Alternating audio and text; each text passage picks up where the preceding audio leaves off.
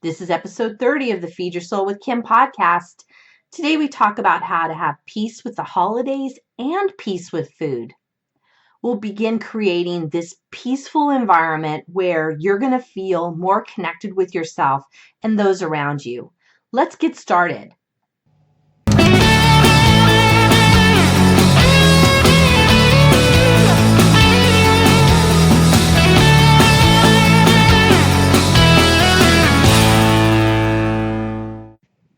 This is the Feed Your Soul with Kim podcast, and I'm Kim McLaughlin, your host. I'm a licensed psychotherapist, inspirational coach, speaker, and best-selling author. I help people feed their soul by putting food in its proper place as nourishment and helping them develop more functional ways to manage their lives and feel peace in their lives.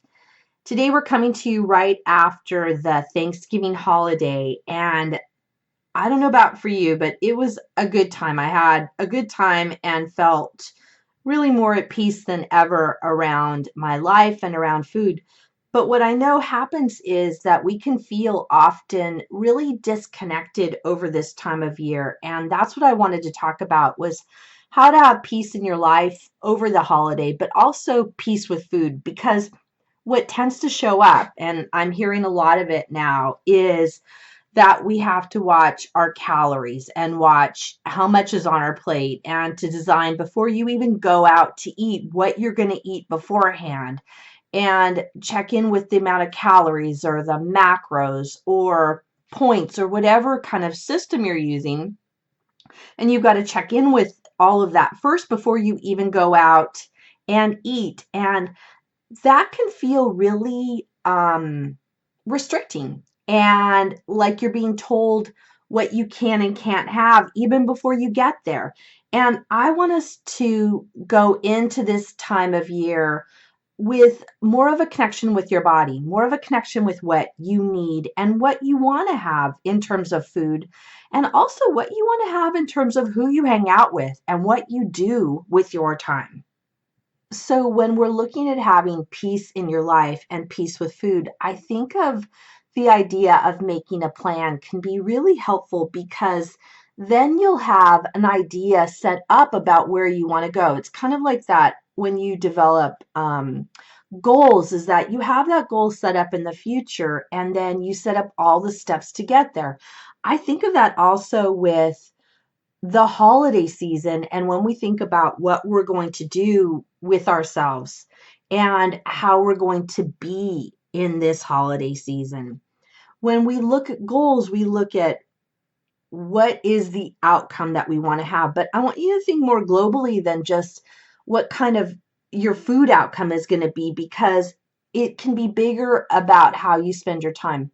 The food goal, what I hear often is people will say, I'm going to just go all in. I'm going to eat whatever I want and to heck with it. And when it comes January 1, I'll deal with whatever weight I've gained or however bloated I feel or how horrible my body might feel. I'll figure it out then. And then we go into the new year with the idea that we have to get on a diet or have some kind of restriction or start exercise plan that we weren't interested in prior, but we're only interested in if we're going to give up to go on a diet, if we're going to go and try and release some weight. And I want you to think about entering into this holiday time in a different way where there isn't the focus on it's okay to gain weight. I'm not saying that it isn't okay, but that's really not what it's about. And it becomes starting to get more intuitive and listening inside to your body about what you want and what you need and what kind of foods will show up for you.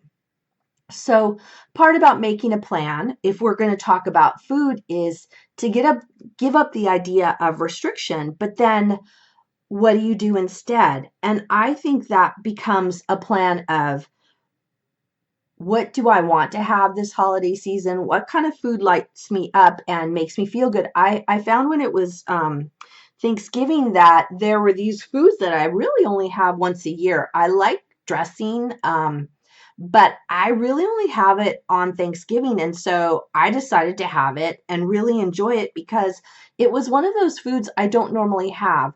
So I think about my plan for the holidays is which are the foods that I really want to have and which are the things that I don't normally get. And when I say that I don't normally have dressing, it's not that I can't have it the other times of year. It's just I don't usually make it, or it's not around any other time of year. I could have it if I want to, but on Thanksgiving Day, that really is something that I would like to have. So that's part of my plan, is to have foods that I enjoy, but to have them in a quantity and a quality that really fills me up. So when I enter into Thanksgiving Day or whatever day it might be, I check in with myself and I do a lot of deep breathing and contemplating, that kind of wondering inside of myself, what do I really want? And that deep breath, that in and out, really makes me feel connected inside with my body. And that's what we're looking for when we're looking for how we're going to be more intuitive in terms of our eating. And making that plan to be intuitive would be super beneficial, because then you're connected inside with the body. So part of my plan is to be more connected with myself and my body and what my body really wants when I go in for a meal. I don't show up to a meal starving. I eat my foods that during the day. When it's a holiday day or any other day, I eat the food beforehand because I don't want to go into any meal starving. And I don't save up food for this one big meal at the end of the day. I find that having food throughout the day, like I would normally do, means that when I come to the table for a holiday meal, literally I'm not starving and ready to go in kind of in a ravenous manner. But my plan is that I eat throughout the day in a way that really serves me.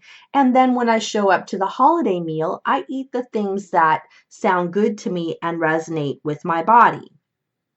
Another plan that I think we could do over the holiday to have more peace in our life is, how do we plan to show up in terms of being with other people? Do we really want to have more time that's alone, or with friends, or with family, or at parties, or at events? And to make a plan about what you want to do over the holiday season in terms of, who do I want to be with? Who do I want to spend time with? And what would I like to do?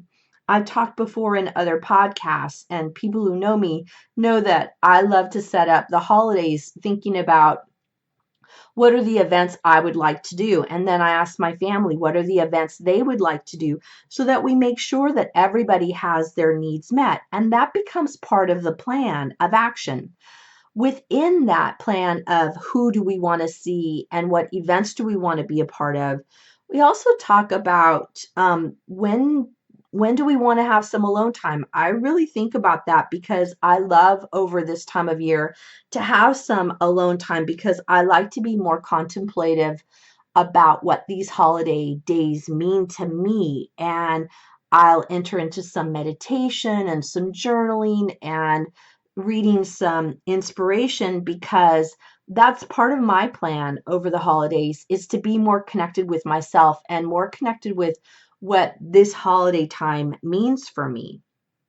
It also becomes a time of, who do I want to spend time with, but also who am I not so enthralled with spending time with.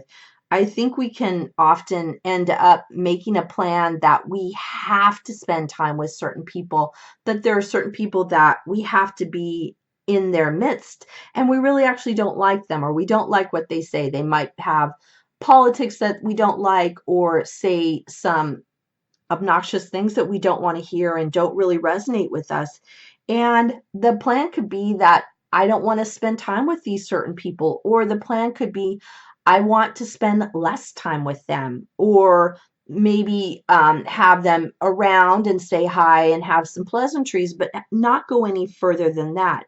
So it becomes my opportunity to decide, who do I really want to spend time with. Another way of looking at a plan over the holiday is thinking about, how would I like to show up?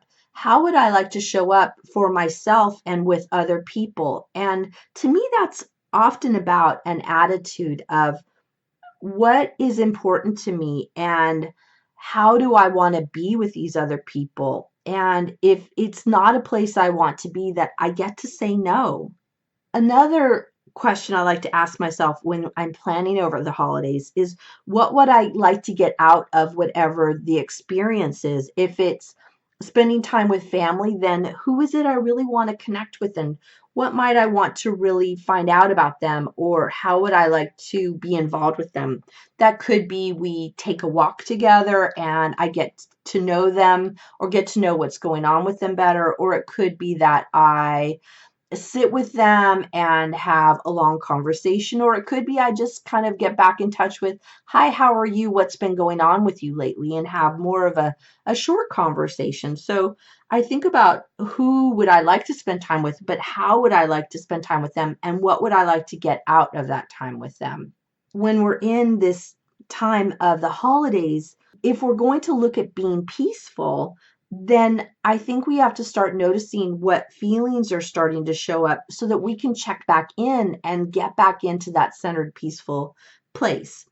What I notice around the holiday times, I find what emotions show up for people are happy, sad, mad, lonely, bored, anxious. These six feelings tend to show up often, and they might feel uncomfortable to you, or they might be feelings that you don't necessarily want to have. What I like to do is talk about, or with myself, with my clients actually, is how do we start noticing those feelings? And they can be feelings, when you move beyond the happy, there's the sad, mad, lonely, bored, anxious. When those feelings show up, I think those can be feelings that we tend to want to dissociate from or to push away from ourselves and not have in really the forefront of our mind or really notice and recognize them. But I think all of those feelings really add to the rich texture of our lives and begin to give us information about what's going on.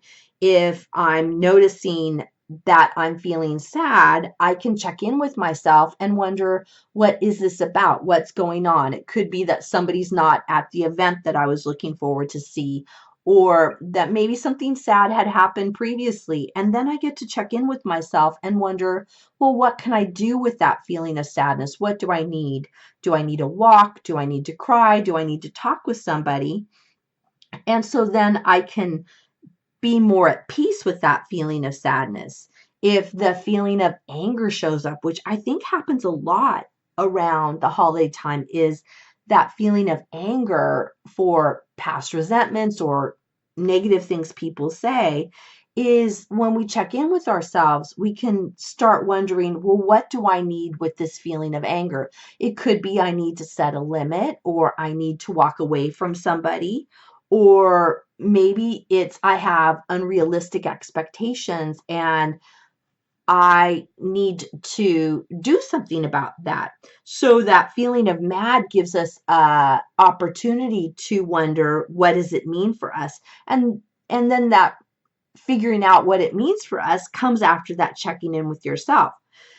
Another feeling that shows up is that lonely feeling, which is interesting when we're talking about the holidays. A lot of times people feel really lonely. Sometimes they feel lonely when they're in a group of people. Let's say you've made a decision to be with family or people that you don't necessarily care as much about, and you feel lonely because you don't feel that real emotional, spiritual connection with them. And you really want to spend your time with someone else. So that lonely feeling can be the opportunity to check back in and go, well, what do I need? And if I'm feeling lonely, what do I need to start feeling more enlivened and peaceful with myself? And that could often be about saying no to something. Hi, everyone. This is Kim, and my book is out. Feed Your Soul, Nourish Your Life, a 6-step system to peace with food is live. I recommend you get it. It has all my 6 components of feeding your soul, as well as my own story, pick it up now. You can find it on my website at feedyoursoulunlimited.com. Thanks. Another emotion that shows up is feeling bored. And I think that also comes when we aren't necessarily doing what we really want to do. So you can be bored in a situation where you're with other people, but you're not really doing what you want to do, or you're not in the place you want to be. And that checking back in with yourself to wonder, what is it I really need? What is it I really want to do? And maybe it means, once again, saying no and going and doing that activity that you really want to do. I find often when I'm feeling bored, it's because I'm not engaging in the things that I really want to do. And I've said yes to something that I actually didn't want to say yes to. Lastly, an emotion that shows up is anxious. And that shows up in lots of areas because we're afraid of something that might happen or feeling nervous around what's going on. That could mean that we need to kind of suck it up and do it anyway. But once again, when you check in with yourself, what is that anxiety meaning to you and what is it trying to tell you? Because when these feelings show up, the happy, sad, mad, lonely, bored, anxious, they're opportunities to check back in and see, what do I really need?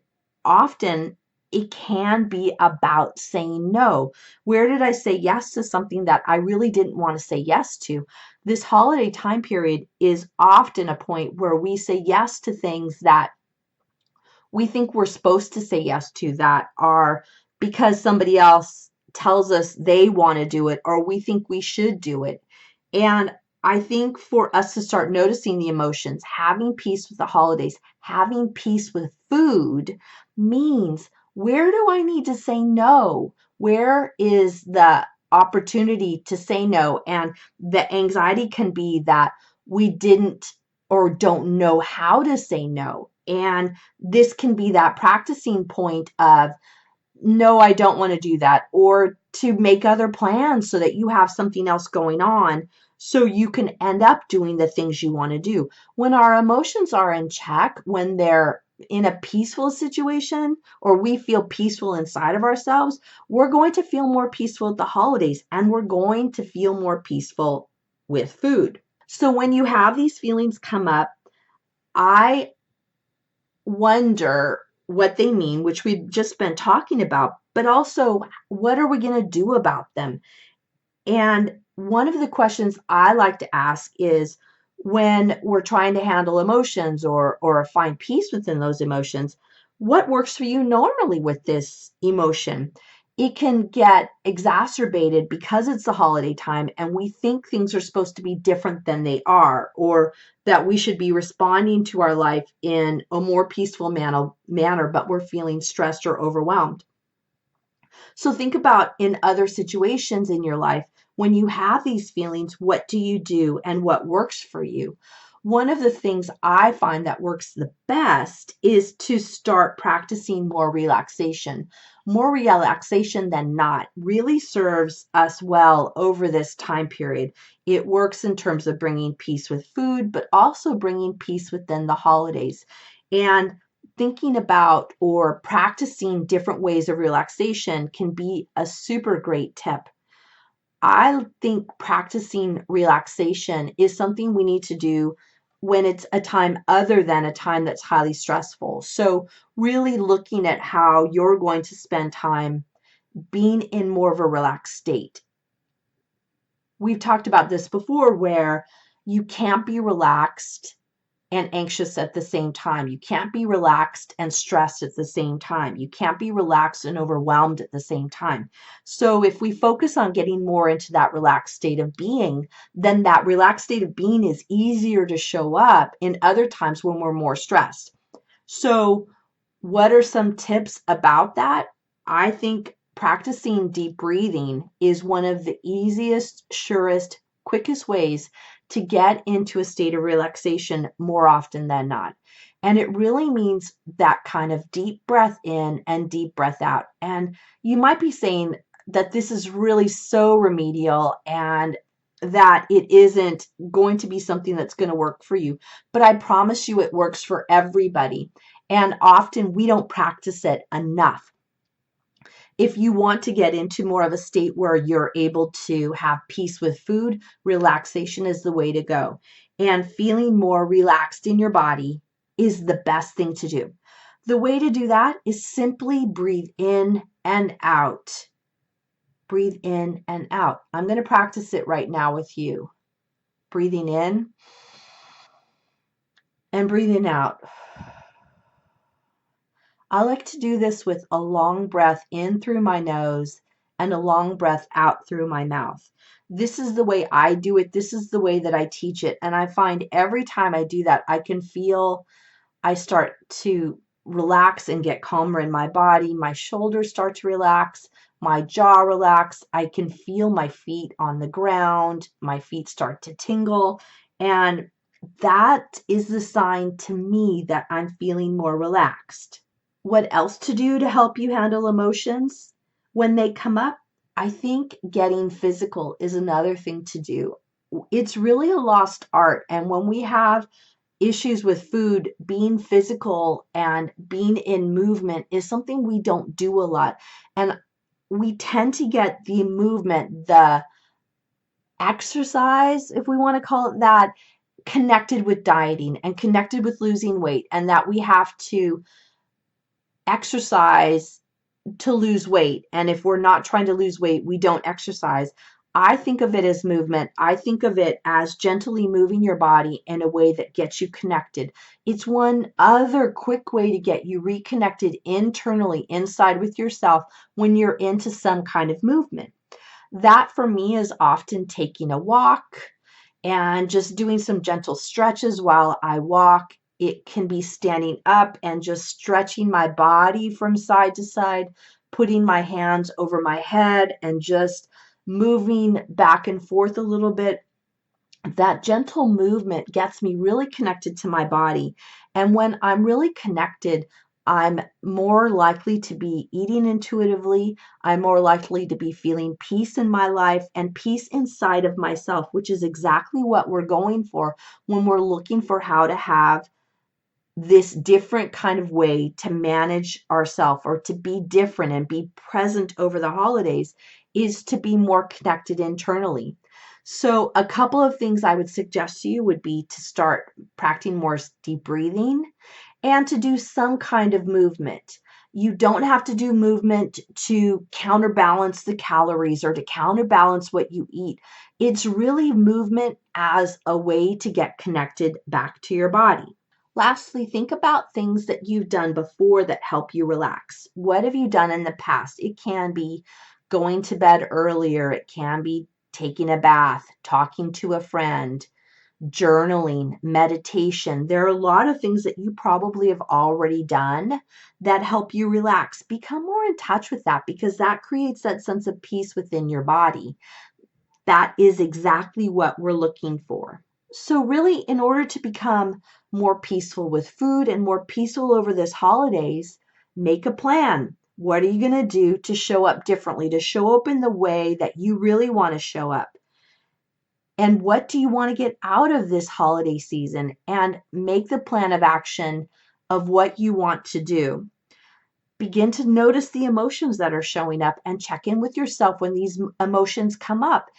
And as that's happening, start wondering how you might deal with these feelings or handle them in a way differently than what you've done in the past. When you start acting in this way, the holiday is going to look different for you, and you're going to have such a more enjoyable time of the season, which is really what I think we're all looking for, is having more enjoyment and having more peace. I'm going to really encourage you to talk with me over the end of the year about what's going on for you and sign up for a free breakthrough session. I have a link in the show notes about how to get in touch with me, but get on my schedule and let's have some time where we can talk about what's going on over the holidays. and what you might need and get into more action, because I'm all into action. I have some time, limited time actually, for a few of you for this holiday season to talk about what's going on. So use the show notes and get on my calendar. It's complimentary, and it's really for a way for us to connect in and get into action in a different way that brings more peace for you around the holiday and more peace with food. I hope that's your doable for this week, and I look forward to coming back with fresh content next week to help you with having more peace in your life and more peace with food and feeding your soul in a whole different way. This is Kim McLaughlin, Feed Your Soul podcast. Thank you for listening, and I look forward to talking with you next week. Bye, everyone. Thank you for joining us on the Feed Your Soul with Kim podcast. We come to you every Monday with fresh new ideas to help you end emotional eating and put food in its proper place as nourishment. Please be sure to subscribe to this podcast and review it and let us know what you think. Thank you for joining us.